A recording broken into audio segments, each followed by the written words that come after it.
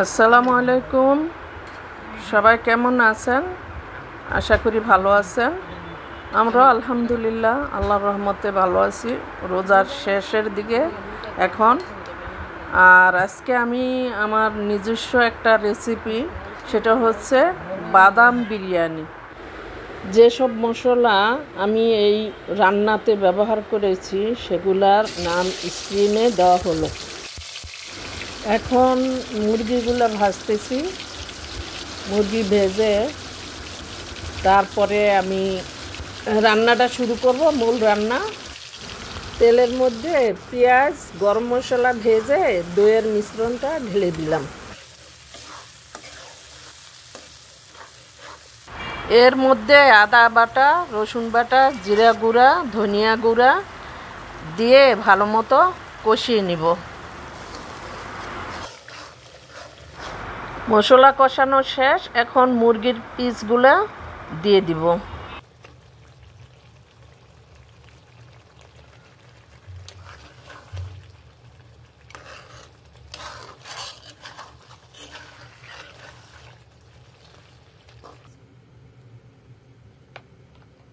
এর মধ্যে লিকুইড দুধের সাথে 3 রকমের বাদাম বাটা মিক্স করে ঢেলে দিব।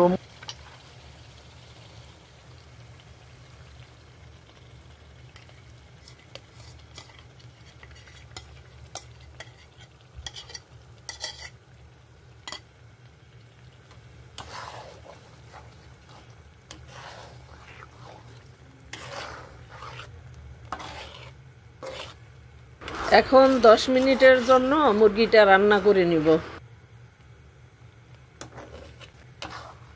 আমার রান্না প্রায় শেষ আলহামদুলিল্লাহ। এখন আমি চালটা ফুটিয়ে নিব। এখানে আমি আগে থেকেই পানি চুলায় দিয়ে রাখছিলাম। এখন আমি খালি গরম মশলা দিলাম, এরপরে সামান্য লবণ দিব। সামান্য না, বেশি করেই লবণ দিতে হবে। চালটা ওই পানির মধ্যে, লবণ পানি, গরম মশলা সহ যে পানিটা ফুটাইছি ওখানে আমি এই চালটা ঢেলে দিব। এখন আমি 2 চামচ ঘি দিয়ে দিলাম আর কাঁচা মরিচ ছড়ায় দিলাম। এখানে আমার মুরগি রান্নাটা শেষ। এখন আমি চাল ফুটানো যে পানিটা, গরম মশলা সহ সেই পানির মধ্যে চালটা ঢেলে দিলাম। চালটা 85% ফুটলে তারপরে পানিটা ছেঁকে নিব। আমার মাশাআল্লাহ চাল আর মুরগি রান্না শেষ মাশাআল্লাহ। এখন আমি লেয়ার করে নিব। আপনাদের সাথে আমি সব কিছু শেয়ার করলাম আলহামদুলিল্লাহ।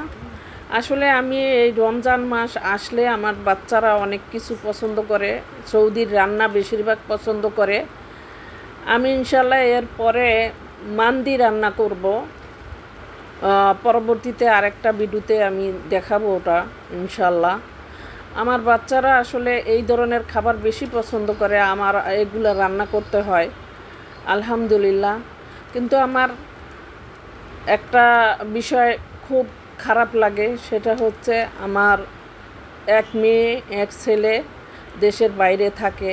বড় ছেলে দেশেই থাকে কিন্তু দূরে, আমার কাছ থেকে দূরে থাকে ওর ফ্যামিলি নিয়ে।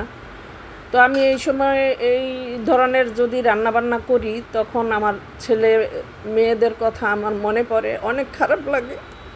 আমি এগুলো রান্না করি কিন্তু ঠিকই, কিন্তু আমার সব সময় আমার ওই দেশের বাইরে মেয়ে ছেলে ওরা থাকে, দেশে এক ছেলে থাকে, বড় ছেলে ও দূরে আছে।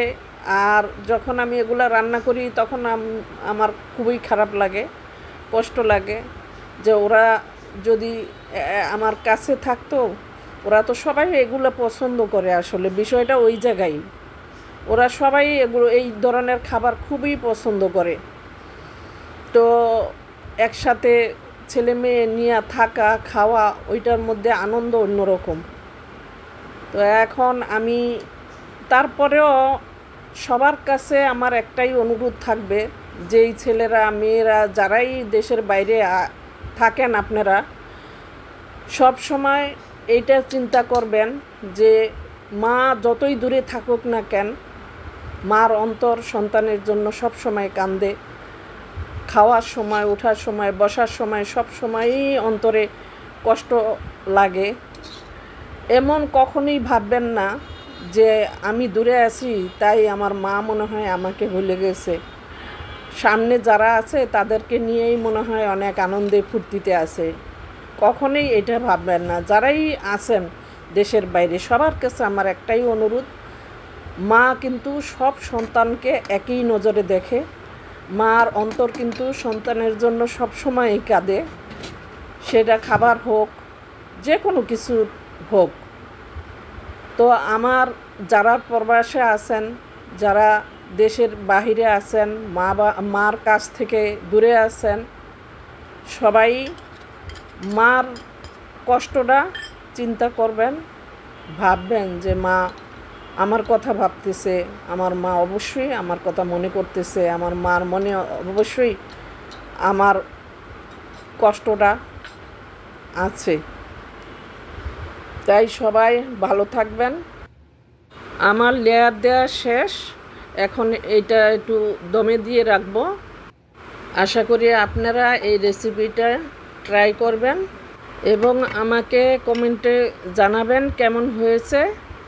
আর আপনারা অবশ্যই ট্রাই করবেন ইনশাআল্লাহ। আসসালামু আলাইকুম।